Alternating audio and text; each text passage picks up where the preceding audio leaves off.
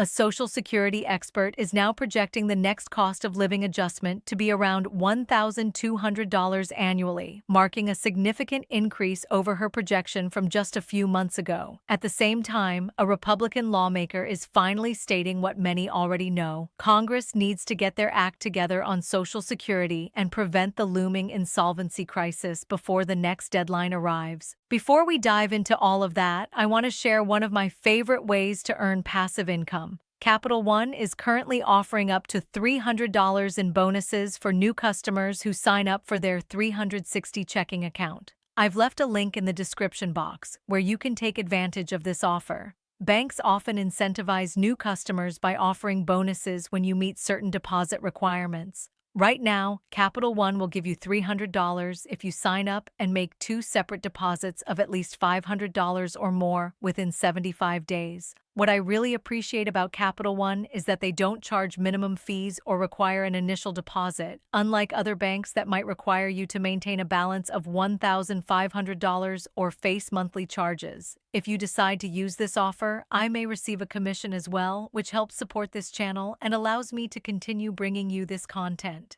Now let's get into the main topic. We recently received a report from the Social Security trustees with an updated insolvency date. Last year, they projected the trust fund would become insolvent in 2033, at which point benefit cuts of anywhere between 19 and 26% would be necessary. This year's annual update moved that date forward to 2032, 1 year sooner than previously anticipated. Several factors contributed to this acceleration, with one major reason being Trump's One Big Beautiful Bill Act. You might be wondering what that legislation has to do with Social Security. Well, that bill eliminated taxes on tips and overtime pay, and it also increased the standard deduction for those age 65 and older to $6,000 for individuals and $12,000 for married couples. While these changes certainly benefit service workers who earn tips, employees who work overtime, and older Americans claiming higher deductions, there's a significant trade-off.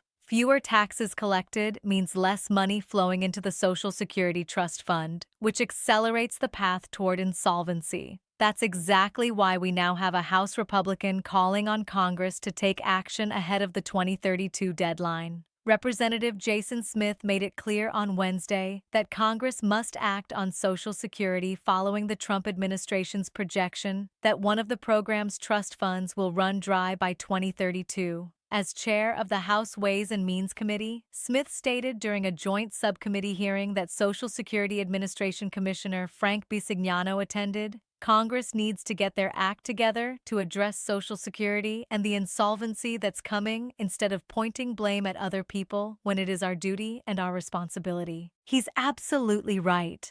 It seems both sides of the aisle would rather point fingers than take meaningful action. There are plenty of plans out there, some favored only by Democrats and others only by Republicans. However, any major reform to Social Security must have bipartisan support. In the Senate, passing legislation requires at least 60 votes, which means Republicans and Democrats must come together to reach that threshold. The Board of Trustees of Social Security and Medicare reported on Tuesday that the Old Age and Survivors Insurance Trust Fund will only be able to pay 100% of its total scheduled benefits through the fourth quarter of 2032, a quarter earlier than last year's projection. At that point, the fund will only cover 78% of total scheduled benefits, which is actually an increase of 1% relative to last year's report. Smith expressed hope that Republicans and Democrats will unite to address this looming deadline. He even mentioned his own mother, who lives on Social Security, as someone among millions who desperately need the legislative branch to take action on this decades-old program. It's important to understand that insolvency doesn't mean bankruptcy. Beneficiaries would still receive payments, but on average, Social Security retirees would face benefit cuts of around $500 per month. For people already struggling to get by while relying on Social Security for the majority or all of their monthly income, losing another $500 would be absolutely devastating. Millions of Americans would be affected.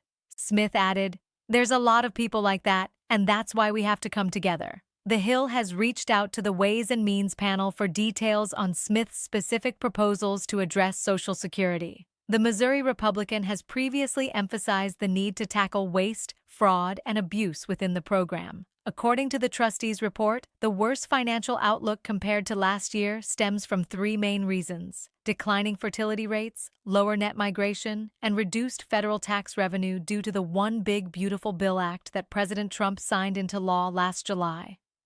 While addressing waste, fraud, and abuse might recover some funds, that's not the main issue here. The real problem is demographic. People simply aren't having children at the same rate as previous generations. This means fewer workers are being taxed to contribute to the trust fund, while simultaneously more people are retiring and collecting benefits. Decades ago, the ratio might have been 5 workers paying into the system for every one beneficiary. Today, that ratio has dropped to only about 2.5 to 2.7 workers per beneficiary. The system was designed to rely on more workers paying taxes than people collecting benefits, so this shift creates a serious problem. In other news, we've seen some inflation data released over the past week showing that inflation continues to rise in 2026.